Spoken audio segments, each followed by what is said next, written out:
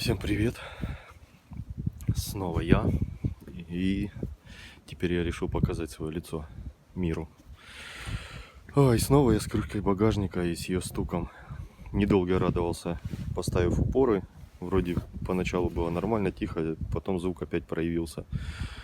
Причину нашел, и теперь вроде как окончательно уже ее починил. Доработал, так скажем. Смотрим, что мы имеем. Слушаем, точнее.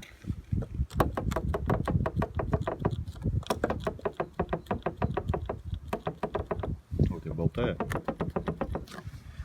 С этой стороны все четко. Вот эта хрень скрежетала, грохотала. Все почему? Потому что я этот упор где-то год назад выдвигал, подкладывал вот сюда, откручивал его и подкладывал туда термоусадку, чтобы там на миллиметр буквально отодвинуть. И в принципе год меня это не беспокоило вот до недавнего времени. До того времени, пока здесь не появились уже канавки. Вот этими пробило себе канавки, потому что этот отбойник, по идее, должен быть, как мне кажется, резиновый.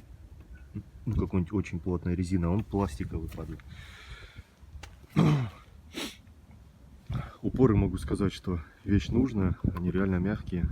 И с ними, блин, закрывается просто идеально. Знакомый себе поставил, вот уже здесь, тоже в Буденновске, на Крету. У него теперь тоже все кайфово. Он доволен остался, потому что стало мягче закрываться. Смотрите, что я сделал. Я просто кусок моделина приклеил на вот этот отбойник. Не знаю, сколько он здесь прослужит. Но поменять его недолго, тут дело 2 минут. Вот такая у меня полоска была моделиновая. Вот я кусочек отрезал уже заготовку. Смотрите, как подкладываю с этой стороны. Вот отсюда приклеиваю и заворачиваю на эту сторону. Теперь закрываем багажник.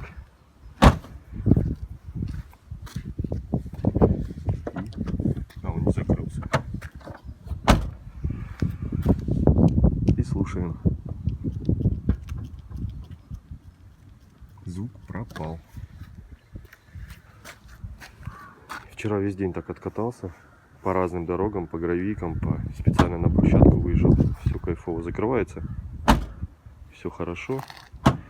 Слегка бросаю даже без усилия. Просто бросил ручку. Дверь закрылась. И ничего не тарабанит. Такие вот дела. Доработка стоит копейки. Моделин всегда пригодится. Потому что это не единственное место, которое скрипит в Крете. Кстати, в прошлом году избавился все-таки от звука. Тоже благодаря моделину. Вот тут, который был, я думаю, многие прошли через это. Кстати, приготовил экшн-камеру. В следующий четверг, 15 февраля, поеду к дилеру по поводу своих рыжиков на двери, которых у меня вот 1, 2, 3, 4, 5. Вот этот вообще прям вздулась краска. И еще вот тут под стопом 3 штуки. И еще вот тут на угол вылез. На шве прям практически. И попробую поснимать, что мне дилер расскажет по этому поводу.